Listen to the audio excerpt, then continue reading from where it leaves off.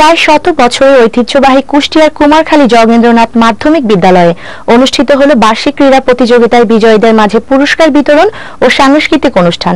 বিদ্যালয়ের শিক্ষার্থী, তাদের অভিভাবক ও সুধী মহল এই উৎসবে অংশ নেন। এতে প্রধান অতিথির বক্তব্য রাখেন স্থানীয় সংসদ সদস্য আব্দুর রউফ। কুষ্টিয়ার কুমারখালী থেকে আরো জানাচ্ছেন আমাদের সহকর্মী সোহেল হাবিব। কুষ্টিয়ার কুমারখালী শহরে 1922 সালে গড়ে ওঠা ঐতিহ্যবাহী যোগেন্দ্রনাথ মাধ্যমিক বিদ্যালয়ে বার্ষিক ক্রীড়া প্রতিযোগিতায় বিজয়ীদের মাঝে পুরস্কার বিতরণ ও সাংস্কৃতিক অনুষ্ঠান ঘিরে শিক্ষক ও শিক্ষার্থীদের মাঝে সোমবার সকাল থেকেই দেখা দেয় উৎসাহ উদ্দীপনা।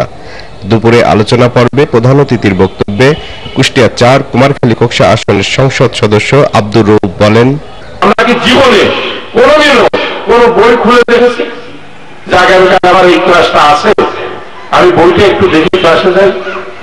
একটি শিক্ষক মুখে হাত দিয়ে বলতে পারবেন না যে আমি পড়াশোনা করে আগামীকাল ক্লাসে আসছিলাম।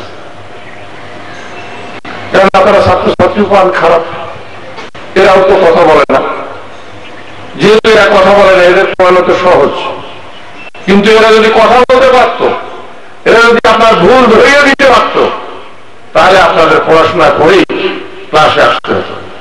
আলোচনা সভায় যোগেন্দ্রনাথ মাধ্যমিক বিদ্যালয়ের পরিচালনা পর্ষদের সভাপতি নুরুজ্জামান খানের সভাপতিত্বে আলোচনা করেন উপজেলা স্বাস্থ্য ও পরিবার পরিকল্পনা কর্মকর্তা ডাক্তার আকুল উদ্দিন, উপজেলা মাধ্যমিক শিক্ষা কর্মকর্তা আব্দুর রশিদ, যোগেন্দ্রনাথ মাধ্যমিক বিদ্যালয়ের প্রধান শিক্ষক মোহাম্মদ মকসেদ আলী, কুমারখালী শহর আওয়ামী লীগের সাধারণ সম্পাদক আখতারুজ্জামান নিপুণ, কুমারখালী পৌরসভার প্যানেল মেয়র এস.এম. রফিক, শিল্পপতি আব্দুর রফিক, উপজেলা শিল্পকলা একাডেমির সাধারণ সম্পাদক কামরুজ্জামান আয়ুব, শিক্ষক মিজানুর রহমান, বিদ্যালয়ের শিক্ষার্থী মরিয়ম আক্তার, রুদ্র মজুমদার ও শিলা খাতুন। খেলাধুলা করলে শরীর ভালো থাকে, মন ভালো থাকে। ব্যায়াম করলে শরীরে এক ধরনের হরমোন তৈরি হয়, যে হরমোনটির নাম হচ্ছে এন্ডরফিন। সেই হরমোন আমাদের শরীরকে প্রফুল্ল লাগে, আমাদের মন ভালো থাকে, শরীর ভালো থাকে। শেষে বিদ্যালয়ের শিক্ষার্থী ও কুমারখালী শিল্পকলা একাডেমির শিল্পীদের সমন্বয়ে পরিবেশিত হয় মনোজ্ঞ সাংস্কৃতিক অনুষ্ঠান।